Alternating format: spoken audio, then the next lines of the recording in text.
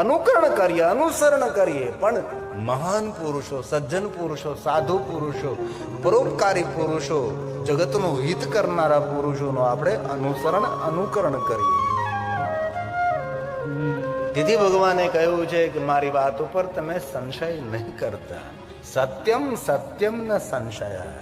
અને કહ્યું છે કે જેના હૃદયમાં મહાદેવની ભક્તિ છે તેનો જન્મ સફળ છે, તેનું જીવન ધન્ય છે. ભગવાન બોલા યતઃ સદા શિવે ભક્તિ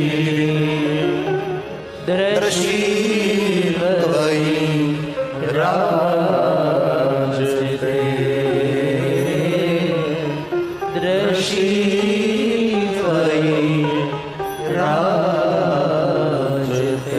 જેના હૃદયમાં ભગવાન મહાદેવની ભક્તિ રાજ કરે છે તેનું જન્મ લેવું સફળ છે, તેનું જીવન ધન્ય છે.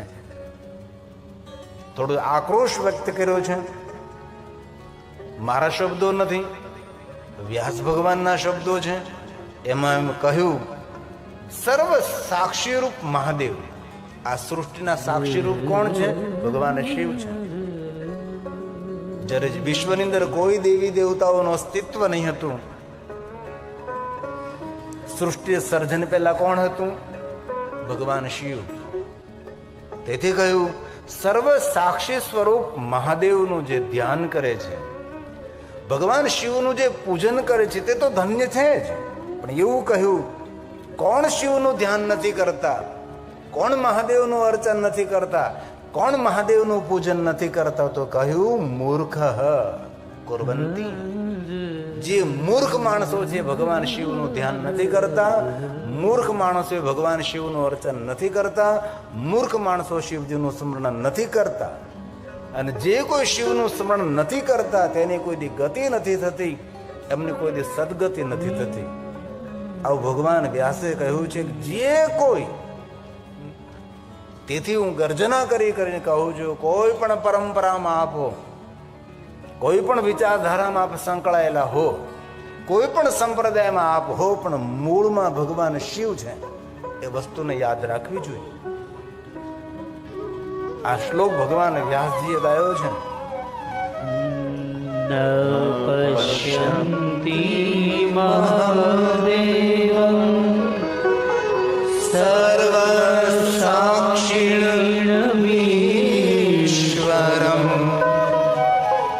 એત એવ ન કુર્વન્તિ મૂર્ખઃ શંકર. જે મૂર્ખ લોકો શિવનું પૂજન નથી કરતા તેની કોઈ ગતિ નથી થતી, તેની સદગતિ નથી થતી. આવું ભગવાન વ્યાસજીએ શિવ મહાપડા ગ્રંથના પ્રારંભમાં કહ્યું છે.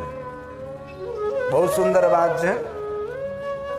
શિવ પૂજાના તત્પર રહેનારો મનુષ્ય, પરમ શિવ ભક્ત મનુષ્ય, હે મુનિઓ, પોતાના જીવનને સાર્થક કરે છે. અને ભગવાન શિવ સુધી પહોંચવા માટે 3 પરંપરાઓ છે.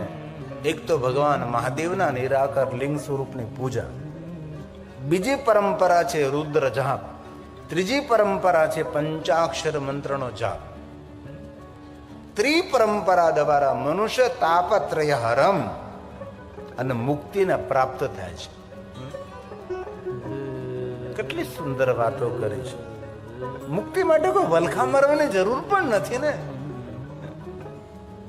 જે માણસ મુક્તિની ઈચ્છા ધરાવતો હોય તેના માટે રુદ્ર જાપ કરો, પંચાક્ષર મંત્રનો જાપ કરો, અથવા નિરાકાર ભગવાન મહાદેવના લિંગ સ્વરૂપની પૂજા કરો, અર્ચન કરો.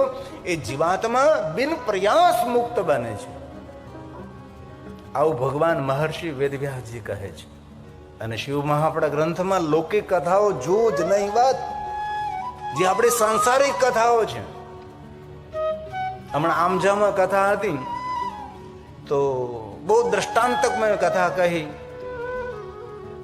ભાવાત્મક કથાઓ, સાંસારિક બધા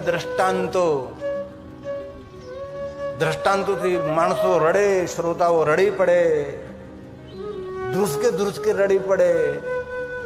તો શ્રોતાઓ શું કહ્યું ખબર? આમજામાં બહુ સરસ કથા, બહુ સરસ કથા. મેં કહ્યું એ કથા નહીં હતી, કથણી હતી.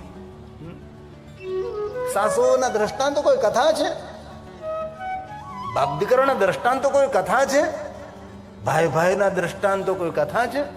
જે લૌકિક વાતો કરી એ કથા છે? હિન્દુને કથા ન કહેવાય, તેને કથણી કહેવાય. અને લોકોને કથણી વાલી લાગે છે. કથામાં પ્રેમ રાખનારા તો શ્રોતાઓ કોઈ કોઈ હોય છે, જેને પ્રભુની કથાનું શ્રવણ કરવું હોય છે. લોકોને એવું ગમે છે, લૌકિક વાતો ગમે છે, લોક સાહિત્ય જરૂર છે.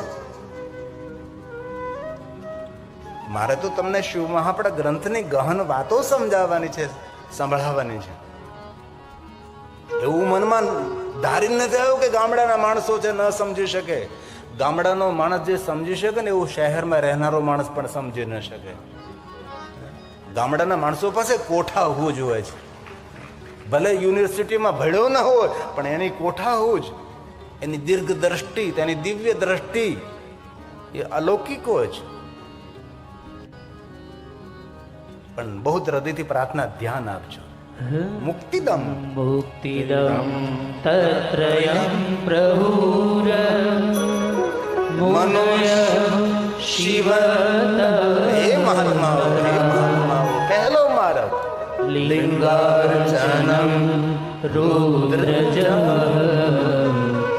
પંચાક્ષરં જપસ્તથા. પંચાક્ષર મંત્રનો જાપ કરો. હાલતા ચાલતા, બેસતા ઉડતા, ખાતા પીતા, ઊંઘતા જાગતા, પવિત્ર અવસ્થામાં, અપવિત્ર અવસ્થામાં, ઘરમાં, વનમાં, સ્મશાનમાં, કોઈ પણ સ્થિતિમાં જપે પંચાક્ષરમ સર્વ સિદ્ધિ લભે નર. દુનિયાની દરેક સિદ્ધિને પ્રાપ્ત કરવી હોય એમને પંચાક્ષર મંત્રનો જાપ કરો. પણ સિદ્ધિ એટલે શું? કોઈને ફૂંક મારીને ચકલી બનાવી દેવી એ સિદ્ધિ છે? સિદ્ધિનો અર્થ થાય છે સિદ્ધિ દ્રષ્ટિ, દિવ્ય દ્રષ્ટિ, આગવી દ્રષ્ટિ, આગવી સૂઝ, કુચાગ્ર બુદ્ધિ, અને સિદ્ધિ કહેવાય. અને આપણે લોકો એવું સમજીએ કે સિદ્ધિ એટલે જાદુ મંત્ર. નહીં, નહીં. શ્રદ્ધા અને વિશ્વાસનો વાત અલગ છે, બાકી જાદુ વસ્તુ અલગ છે. લોકો એની પાછળ દોડે છે. સિદ્ધિનો અર્થ થાય છે દૂર દ્રષ્ટિ, દીર્ઘ દ્રષ્ટિ, દિવ્ય દ્રષ્ટિ. ભગવાન મહર્ષિ વેદવ્યાસ કહે છે, સતત પ્રયત્ન પૂર્વક મહાદેવની જે શુભ કથાનું શ્રવણ કરે છે. ધ્યાન દીजिए और हृदय में एक बात याद रखिए कि कथा कोई वार्ता નથી, કથા વ્રત છે. દુનિયાના દરેક વ્રતો આપણે કરી ન શકીએ, પણ જો કથાનું શ્રવણ કરીએ તો દરેક વ્રતોનું ફળ કથા શ્રવણ કરવા માત્રથી પ્રાપ્ત થાય છે. તેથી આ કથા વ્રત છે. અને ક્યાં 24 કલાક સાંભળવી છે? સદગુરુદેવ શ્રી જનકસિંહ સાહેબે 9 દિવસને રોજ અમે 3 કલાક, 3 કલાકમાં તો આપણે અડધો કલાક તો મોડા આવીએ. એ તો આપણો સમય ગયો છે, અને સમય હાથમાંથી સરી જશે પછી હાથમાં ફક્ત પસ્તાવો રહેશે. તેથી એટલું મોટું આયોજન કર્યું છે. સમય પર કથામાં પધારીએ આપણે. અને મેં કાલે પણ કહ્યું હતું, સમય અનુસાર અહીંયા પધારીશ. 3 વાગ્યા પહેલા મારે આવવાનું, પણ રાઈટ 3 વાગે હું વ્યાસપીઠ ઉપર હતો. આજ મારે થોડા મહેમાન આવ્યા એટલે થોડુંક એમની સાથે મારે વાર્તાલાપ કરવો પડ્યો. આપની પાસે પણ હું આગ્રહ રાખું છું કે આપ સમય પર ભગવાન મહાદેવની કથાનું શ્રવણ કરવા પધારો. ભલે પહેલા નથી કહેતો, પણ 9 દિવસ કથાનું શ્રવણ કરો. કથા કલ્પ વૃક્ષ છે, કથા કામ ધેનુ છે. ચરિત્રમ દેવ દિવસ્ય મહાદેવસ્ય અપારમ પરમોદારમ ચતુર્વર્ગસ્ય સાધનમ. ધર્મ, અર્થ, કામ, મોક્ષ માગવા ન પડે, આપોઆપ કથા આપે છે. તેથી શિવ મહાપડ ગ્રંથમાં કહ્યું, સતત પ્રયત્ન પૂર્વક મહાદેવજીની શુભ કથાનું જે શ્રવણ કરે છે, જે સાંભળે છે, હે બ્રાહ્મણો, શિવ પ્રત્યે જે પ્રેમ ધરાવે છે એવી બુદ્ધિ ધરાવનારો માણસ ભગવાન શિવના સાનિધ્યને પ્રાપ્ત કરી શકે છે. પોતાની કામના, મનોકામનાની પૂર્તિ કરી શકે છે. આ ભગવાન મહર્ષિ વેદવ્યાસજીના વચનો છે. શ્લોક એટલા માટે હું બોલું છું, હું કોઈ કાલ્પનિક વાત તમને નથી કહેવા માંગતો. જે ભગવાન મહર્ષિ વેદવ્યાસજીએ કહ્યું છે એ આપની સમક્ષ હું કહેવાનો પ્રયાસ કરું છું. અઘરું જરૂર લાગે છે, પણ સમજવું બહુ જરૂરી છે. વિદ્યાર્થી ભણતો એને અઘરો વિષય પકડે જ નહીં તો સફળ કેવી રીતે થઈ શકે? એ ક્લાસ 1 ઓફિસર કેવી રીતે બની શકે? જો ભાગતો ફરે કે અઘરો વિષય છે, ભાઈ અમારાથી નહીં થાય, તેના જીવનમાં મોટી સફળતા ન મળે ને. સહેલું સહેલું પકડવાથી કાંઈ ન થાય. કોઈ પણ ક્ષેત્રમાં સફળ થવું હોય તો મોટા મોટા સાહસ કરવા પડે છે, મોટું રિસ્ક લેવું પડે છે, ત્યારે માણસ કોઈ પણ ક્ષેત્રમાં સફળતાને પ્રાપ્ત કરી શકે છે. તેથી ભગવાને કહ્યું છે, જે કોઈ આ કથાનું શ્રવણ કરે છે, શૃણુ શૃણુયનેન સતતમ સતતમ મહાદેવ કથા શુભ કરનારી, મંગલ કરનારી, મનોકામનાને પૂર્ણ કરનારી ભગવાન મહાદેવની કથા છે.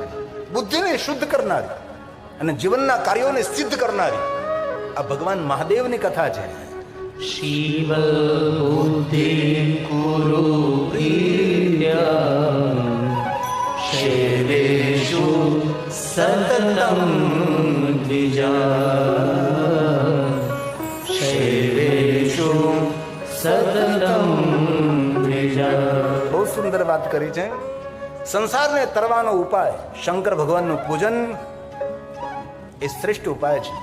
ભગવાન મહાદેવ પ્રતિ ભાવ, ભગવાન શિવજીનું અર્ચન, ભગવાન શિવજીનું દર્શન મનુષ્ય ભવ પાર તરી શકે છે. સંસાર તરણો પાર. સાગરને તરવા માટે તો મોટા મોટા જહાજો હોય છે, 7 સમંદર તમે તરી શકો છો, પણ મોટામાં મોટો જો સમંદર હોય તો જીવન સમંદર છે. તો સંસાર સાગરમાંથી જેને તરવું હોય તેના માટે આ ઉપાય છે. ભગવાન શિવની કથાનું શ્રવણ કરવું, મહાદેવનું પૂજન કરવું, શિવજીનું સ્મરણ કરવું, ભગવાન શંકરજીને યાદ કરવા. ધ્યાન દીજીએ. સંસાર તરણોપાય શંકર શિવ પૂજન. ભગવાન શિવનું પૂજન કરો, મહાદેવનું અર્ચન કરો. અનેક એવા શિવ ભક્તોને મેં જોયા છે કે મહાદેવના પૂજન વગર મુખમાં જલ ન મૂકે, ભગવાન શિવની પૂજા વગર મુખમાં અન્ન ન મૂકે. આવા મહાદેવના ભક્તો આ ધરતી પર અત્યારે પણ વર્તમાનમાં છે. કોઈ પણ કાર્યનો પ્રારંભ કરે, મહાદેવનું દર્શન કરે, મહાદેવનું પૂજન કરે છે, શિવનું સ્મરણ કરે છે. આંખ ખુલે મહાદેવને યાદ કરે છે, નિંદ્રા ખુલે શિવને યાદ કરે છે. જો આ શિવ કથા છે એટલે હું શિવજીનો મહિમા સમજાવીશ. અન્ય બીજી કોઈ અપેક્ષાઓ નહીં રાખતા. અને સદગુરુનું સાનિધ્ય છે. અને ભગવાન શંકર જગતગુરુ તો છે જ, અને ભગવાન શંકર તો ત્રિભુવન ગુરુ છે. દેવતાઓનો ગુરુ બૃહસ્પતિ દેવ છે, અને બૃહસ્પતિનો ગુરુ શિવ છે. અને આપણે આ સદગુરુની છત્ર છાયામાં મહાદેવની કથા સાંભળવાનો અવસર મળ્યો છે. સદગુરુ પરંપરા છે. હરિસંગ સાહેબ ગુરુ પરંપરા અંદર અત્યારે નિર્વાહ કરી રહેલા આપણા જનકસિંહ સાહેબ છે. અને આટલી મોટી કથાનું આયોજન કરવું કોઈ સહેલી વાત તો નથી, બહુ કઠિન છે. આટલી ભોજન પ્રસાદની વ્યવસ્થા, મહેમાનોની વ્યવસ્થા બહુ મોટી વાત છે. તેથી કાલે પણ કહ્યું હતું, આજે પણ કહું છું, ગતગંગાના જે સમર્પિત ભક્તો છે સદગુરુના સાનિધ્યની અંદર, એ સૌને હું ગિરી બાપુ હૃદયથી બિરદાવું છું, હૃદયથી પ્રણામ કરું છું. સદગુરુનો શણગાર તેમના સાધકો છે. કોઈ પણ સદગુરુ હોય તેના સાધક કેવા છે એના પર બહુ મોટો આધાર છે. એમનો શૃંગાર છે સાધક. જેમાં મેં કથામાં કહે, મારી કથાની શોભા કોણ છે, અમારી કથાની સુંદરતા કોણ છે? સ્ટેજ નહીં, મંડપ નહીં, જરૂર હોઈ શકે છે. ડેકોરેશન નહીં, એ પણ જરૂર હોઈ શકે છે. કથાની શોભા, કથાની સુંદરતા, કથાની દિવ્યતા સ્ટેજ હોઈ શકે છે, સજાવટ હોઈ શકે છે, મંડપ પણ હોઈ શકે છે. કથાની સુંદરતા વક્તા પણ હોઈ શકે છે, પણ કથાની સાચી સુંદરતા એ કથા સાંભળનાર શ્રોતાઓ છે, આપ સૌની ઉપસ્થિતિ છે. કારણ કે જીવનનો મૂલ્યવાન સમય તમે આપી રહ્યા છો. 3 કલાક તમે ભગવાનની કથામાં આવતા હોય તો નાની વાત નથી. એ તો આપણે 3 કલાક આપીએ છીએ, બાકી જે કથા આયોજનમાં સંકળાયેલા હશે એમને તો મહિનાઓથી.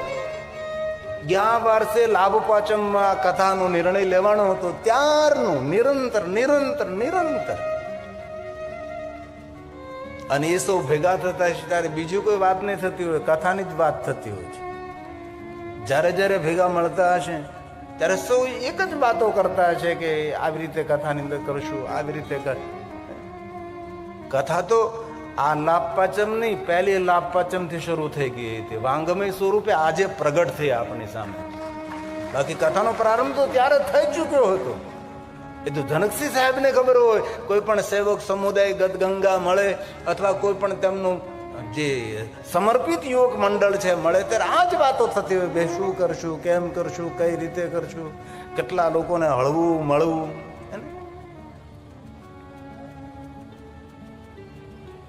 તેથી આપણે સદગુરુ પરંપરાની અંદર આપણે ભગવાન મહાદેવની કથા ઉપલબ્ધ થઈ છે.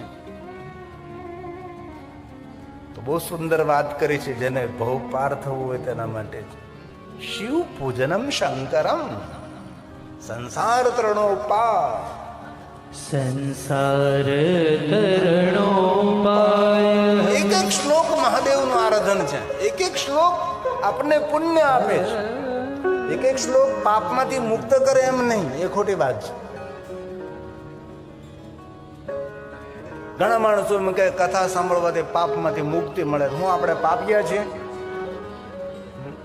આપણે જાતને શા માટે આપણે પાપી કહીએ ભાઈ?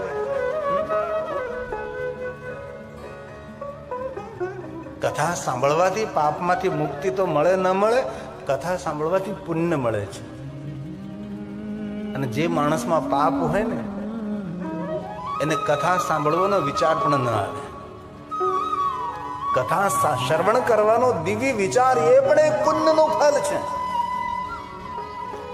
જેની પાસે પુણ્ય ન હોય તેને સારા વિચારો પણ ન આવે, સારો માર્ગ પણ ન દેખાય, કથા શ્રવણ કરવાનો અવસર પણ તેમને મળે ન મળે. જેની પાસે પુણ્ય નથી, જે કાંઈ આપણે અત્યારે 3-3 કલાક બેસીએ છીએ આપણે પુણ્યનું કોઈ ફળ છે એટલે કથાનું શ્રવણ કરી રહ્યા છે. તો ભગવાન વ્યાસ બોલે છે સંસાર તરણો પાર શંકર સેવ પૂજન. શિવની પૂજા કરો. તતસ્ત્વં સર્વભાવેન શિવં પૂજય શંકરં. શિવં પૂજય શંકરં. કેટલી સુંદર વાત કરી છે. હવે ભગવાન વ્યાસજી ખુલાસો કરે છે. હું બંને માટે કરું છું, કહું છું, નર માટે પણ કહું છું, નારીઓ માટે પણ કહું છું. આ સ્પષ્ટતા કરી છે. કોઈ એવું નારી એવું ન સમજે કે જે કાંઈ કહેવાય છે એ પુરુષો માટે કહેવાય છે. તેથી ભગવાન વ્યાસે કહ્યું કે જે કાંઈ હું કહી રહ્યો છું એ દરેકે અનુસરણ કરવા છે. નરો ભવતુ વા નારી. નર હોય કે નારી હોય સૌને માટે હું કહું છું, કોઈ એક જાતિ માટે નથી કહેતો. હવે ભગવાન વ્યાસજીએ સ્પષ્ટતા કરી છે. પુરુષો હોય કે નારી હોય દરેકે ભગવાન મહાદેવજીનું સદાશિવજીનું પૂજન કરવું જોઈએ. જે કોઈ શિવજીનું પૂજન કરે છે એમને ધર્મ, અર્થ, કામ અને મોક્ષની પ્રાપ્તિ થશે, પરમ મુક્તિ તેને ઉપલબ્ધિ થશે. તેથી ભગવાન મહર્ષિ વ્યાસજીએ સ્પષ્ટતા કરી છે. સુનિએ જરા. નરો ભવતુ વા નારી મામભ્યર્ચે સદા શિવં ધર્માર્થં ચ કામં ચ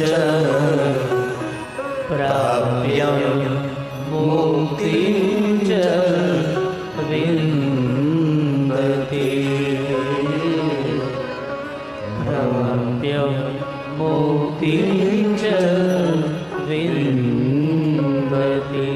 આ કથા પ્રયાગ તીર્થની અંદર સૂત પુરાણે ગાય છે.